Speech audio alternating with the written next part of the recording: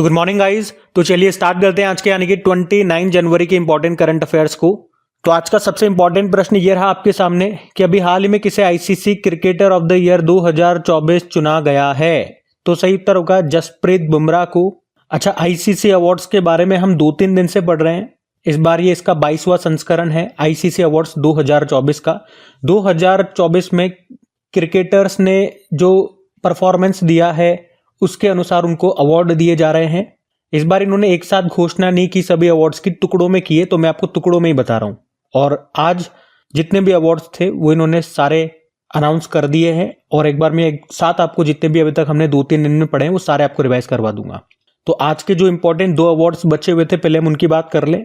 तो ICC men's cricketer of the year 2024 किसे चुना गया? ये एक भारतीय हैं जसप्रीत बुमराह। और आपको ये भी याद रखना है कि men's cricketer of the year को ही सर गारफील्ड सोबर्स ट्रॉफी भी दी जाती है।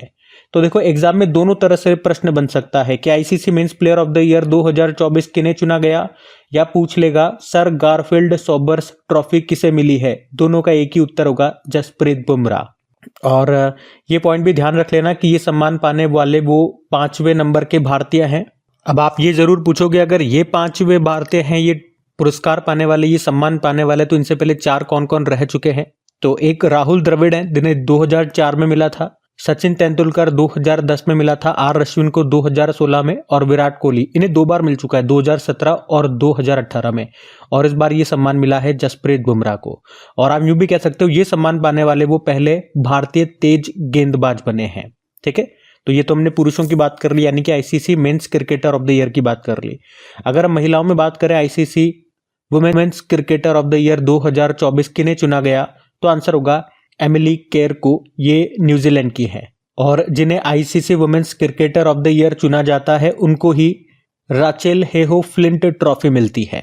ठीक है, तो यहाँ पे भी दोनों तरह से प्रश्न बन सकता है एग्जाम में कि ICC women's cricketer of the year 2024 किन्हें चुना गया, या राचेल हेहो फ्लिंट ट्रॉफी 2024 किन्हें मिली है। तो आंसर हो जाएगा एमिली केर को, जो कि न्यूजीलैंड से है। और आप कह सकते हो ये सम्मान पाने वाली वो न्यूजीलैंड की पहली खिलाड़ी है। अच्छा, ये जो मेली केर है न्यूजीलैंड की और जसप्रीत बुमराह है, इन्हें कुछ और भी अवार्ड मिला है क्या? आपको याद आएगा। तो एक तो हमने पढ़ा था ICC men's test cricketer of the year 2024 Jasprit Bumrah को चुना गया, और women's T20 international cricketer of the year 2024 Amelia Kerr को चुना गया था। ठीक है, तो इनको 2-2 अवार्ड मिल रहे हैं। जसप्रीत बुमराह का नाम और एमिलिया केर का नाम 2 बार हमने पढ़ा है। फिर अगले में पूछ रहे UTT 86th सीनियर राष्ट्रीय और अंतर्राज्यीय टेबल टेनिस चैंपियनशिप 2024 ये कहां पर आयोजित की गई? तो सही उत्तर होगा सूरत में। तो UTT मतलब होता है अल्टीमेट टेबल टेनिस। तो अभी इसकी 86वीं सीनियर राष्ट्रीय और अंतर्राज्यीय टेबल टेनिस चैंपियनशिप 2024 हुई कहां पे?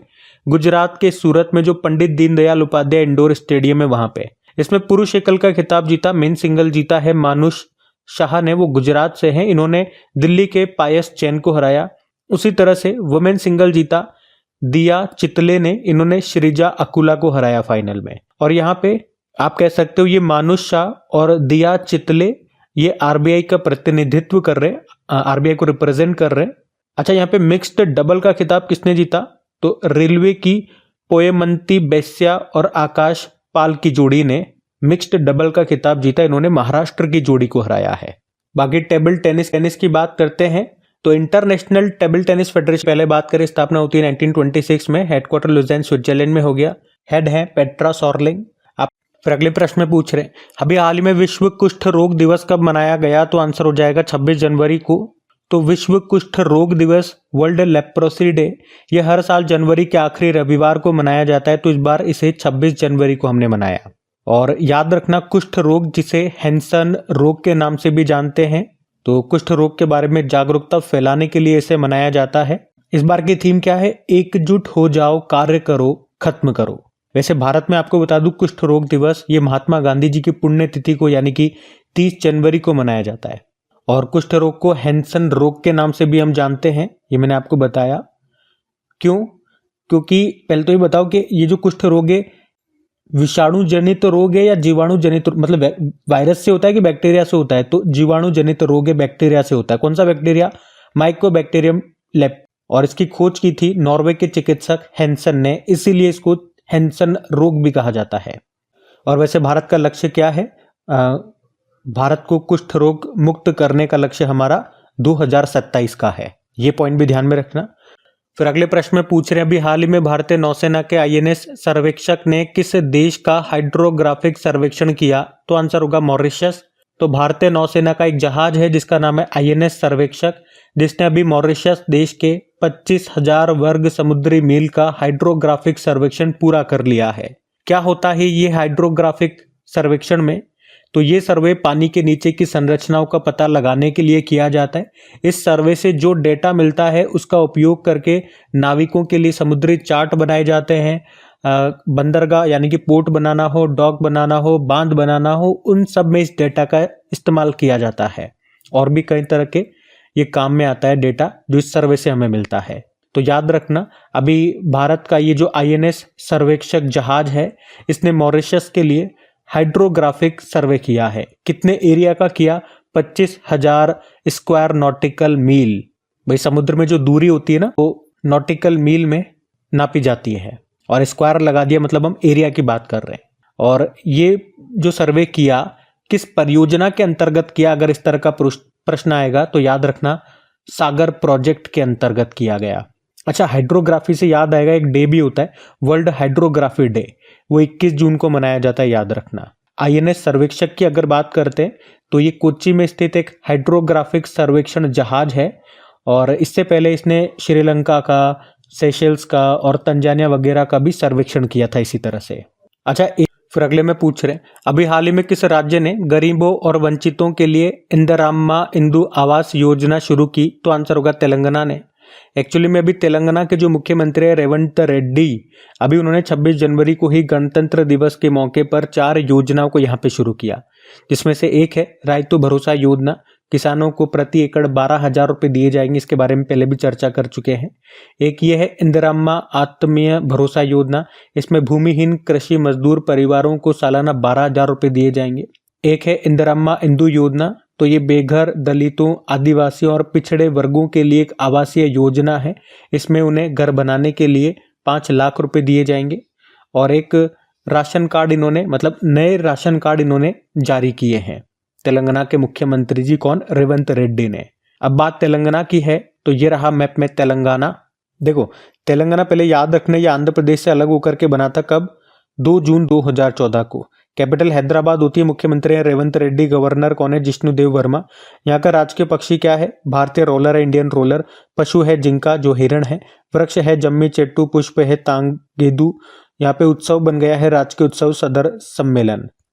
फिर अगले में पूछ रहे हैं, हाल ही में बेलारूस के राष्ट्रपति के रूप में अभी किसे चुना गया? तो आंसर होगा अलेक्जेंडर लुकाशेंको को। तो अलेक्जेंडर लुकाशेंको, इनको लगातार 7वीं बार बेलारूस का प्रेसिडेंट चुना गया है। अब मैं इसी तरह से जिन भी देशों में अभी नए प्रेसिडेंट, नए प्रधानमंत्री बने थे वो आपको रिवाइज कराऊंगा। उससे पहले एक बार बेलारूस हम चलते हैं। तो ये रहा मैप में बेलारूस। कैपिटल होती है मिन्स्क, करेंसी है बेलारूसियन रूबल, और राष्ट्रपति फिर से बन गए अलेक्जेंडर लुकाशेंको। बेलारूस से याद आएगा शंघाई कोऑपरेशन ऑर्गेनाइजेशन का 10वां सदस्य ये बेलारूस ही बना था। फिर अगले में पूछ रहे हैं, अभी हाल ही में पश्मीना महोत्सव का आयोजन कहाँ पे किया गया? तो आंसर होगा नेपाल में। तो अभी नेपाल की जो कैपिटल है काठमांडू, यहीं पे पश्मीना महोत्सव का आयोजन ये किया गया। ये महोत्सव 3 दिनों तक चला। इसमें क्या होता है? इसमें चांगरा या पश्मीना बकरी से प्राप्त नाजुक, हल्के और गर्म प्राकृतिक रेशों का प्रदर्शन किया जाता है। पश्मीना शॉल के बारे में तो आपने सुना होगा ना, तो वो तो शॉल हो गई। इसी तरह से और भी कई तरह के इसके कपड़े बनते हैं। तो वो पश्मीना बकरी से प्राप्त जो ऊन होती है, जो रेशे होते हैं, उसी से बनाई जाती है। उन्हें हाथों से काता जाता है, पारंपरिक रूप से बुना जाता है, प्राकृतिक रंगों का यहाँ पे इस्तेमाल किया जाता है, और उसमें अक्सर जटिल कढ़ाई की जाती है। तो उसी के यहाँ पे प्रदर्शनियां लगाई जाती है, अलग अलग तरह के कपड़े तैयार किए जाते हैं, तो उसी का यहाँ पे प्रदर्शनी होता है। ये है पश्मीना महोत्सव। तो कहाँ पे होता है आयोजन इसका? नेपाल में होता है, ये आपको याद रखना है। एक पश्मीना से आपको याद दिलाऊं तो जम्मू कश्मीर की प्रसिद्ध पश्मीना को भी जीआई टैग मिला था, ये भी ध्यान रखना। पश्मीना महोत्सव नेपाल का हो गया, और पश्मीना शिल्प जिसे जीआई टैग मिला था वो जम्मू कश्मीर है, ये ध्यान में रखना। अब बात यहाँ पे नेपाल की है तो आपको ले चलते हैं नेपाल। ये रहा मैप में नेपाल। देखो, नेपाल की कैपिटल काठमांडू हो गई, सार्क का मुख्यालय यहीं पर है। करेंसी नेपाली रुपया हो गई। प्रेसिडेंट है रामचंद्र पौडेल और प्रधानमंत्री केपी शर्मा ओली। नेपाल भारत के कितने राज्यों से सीमा लगाता है? 5 राज्यों से। 5 राज्यों से। कौन कौन से? आप देखो मैप में, ये उत्तराखंड हो गया, ये उत्तर प्रदेश हो गया, ये बिहार हो गया, पश्चिम बंगाल और ये सिक्किम हो गया। कुछ फिर अगले में पूछ रहे हैं, हाल ही में 9वें जोहोर इंटरनेशनल ओपन शतरंज टूर्नामेंट का खिताब किसने जीता? तो आंसर होगा इनियन पन्नीर सेल्वम ने। तो अभी भारतीय ग्रैंड मास्टर हैं इनियन पन्नीर सेल्वम, जिन्होंने मलेशिया में आयोजित 9वीं junior international open chess tournament का खिताब जीत लिया है। वे तमिलनाडु से हैं और ये 9वां Johor international open chess tournament अभी मलेशिया में हुआ था, जिसको इनियन पन्नीर सेल्वम ने जीत लिया है। फिर अगले में पूछे, अभी हाल ही में किस राज्य सरकार ने मुख्यमंत्री मोबाइल ऑपरेशन थिएटर नाम से एक पहल शुरू की है? तो आंसर होगा नागालैंड ने।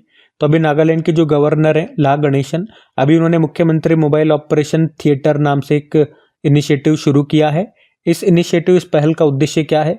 राज्य के दूर दराज और ग्रामीण क्षेत्रों में एडवांस्ड सर्जिकल और हेल्थ केयर फैसिलिटीज यानी कि स्वास्थ्य सेवाएं उपलब्ध कराना।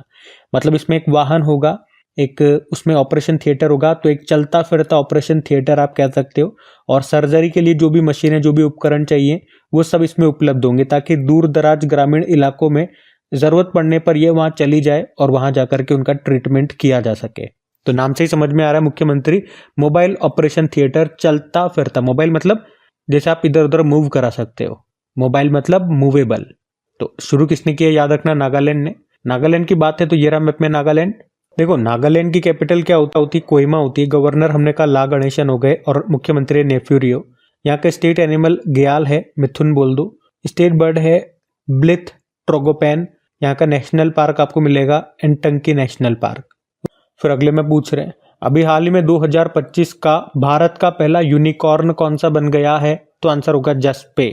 तो अभी हुरुन इंडिया के मुताबिक फिनटेक इंफ्रास्ट्रक्चर फर्म है जस्टपे, और भी साल 2025 का ये भारत का पहला यूनिकॉर्न बन गया है। यूनिकॉर्न क्या होता है? मतलब कोई भी स्टार्टअप है, अगर उसकी वैल्यूएशन, उसकी मार्केट वैल्यू $1 बिलियन या उससे ज़्यादा हो जाती है तो उसे यूनिकॉर्न कहा जाता है। तो 2025 का ये भारत का पहला यूनिकॉर्न है जस्टपे, ये आपको याद रखना है। तो ये थी आज की हमारी करंट अफेयर्स की क्लास। तो कमेंट करके ज़रूर बताइएगा सेशन आपको कैसा लगा। अच्छा लगा तो वीडियो को लाइक ज़रूर कीजिएगा, इसे अपने दोस्तों के साथ में स्टडी ग्रुप में एक बार शेयर ज़रूर कीजिएगा। पीडीएफ मैंने आपको बता ही दिया, आपको टेलीग्राम पे मिलेगी। 3 दिनों की पीडीएफ जो बाकी हुई थी कल मॉर्निंग में मैंने अपलोड कर दी थी, क्विज भी और पीडीएफ भी। तो चलो भी कल के करंट अफेयर्स का हम क्विक रिवीजन कर लेते हैं, फिर हम सेशन एंड करते हैं। तो कल पहला प्रश्न आपसे पूछा था, अभी महिला हॉकी इंडिया लीग 2024-25 का पहला सीजन किसने जीत लिया? उड़ीसा वॉरियर। फिर पूछा ICC women's ODI cricketer of the year 2024 चुना गया स्मृति मंदाना। अंतर्राष्ट्रीय स्वच्छ ऊर्जा दिवस मनाया 26 जनवरी। आर्द्रभूमि मान्यता प्राप्त शहरों की सूची में कितने भारतीय शहरों को शामिल किया? 2 को, इंदौर और उदयपुर। और अभी 27 जनवरी 2025 को किस राज्य ने, या यूं कहूं कि कौन सा राज्य समान नागरिक संहिता को लागू करने वाला स्वतंत्रता के बाद पहला राज्य बन गया? तो उत्तराखंड। उसके अलावा STAC आउटस्टैंडिंग सर्विस अवार्ड 2025 से किसे सम्मानित किया गया? मृत्युंजय महापात्रा को। और किसे मैरिलेबॉन क्रिकेट क्लब का नया सदस्य चुना गया? जय शाह। इजराइल में भारत के नए राजदूत बन गए कौन? जितेंद्र पाल सिंह। उसके अलावा डॉक्टर KM चेरियन का निधन हो गया, उन्हें किस वर्ष पद्मश्री से सम्मानित किया गया? तो 1991। आखिरी प्रश्न पूछा, IDBI बैंक के MD CEO कौन बने? तो राकेश शर्मा। तो चलो अभी कल का होमवर्क प्रश्न भी देख लेते हैं और सेशन एंड करते हैं। तो कल आपसे पूछा था 21वां बहुराष्ट्रीय सैन्य अभ्यास खान क्वेस्ट 2024 कहाँ पर हुआ था? तो आंसर हो जाएगा मंगोलिया में। आप सभी ने प्रश्न का बिल्कुल सही उत्तर दिया। अब ये आज का आपका होमवर्क प्रश्न।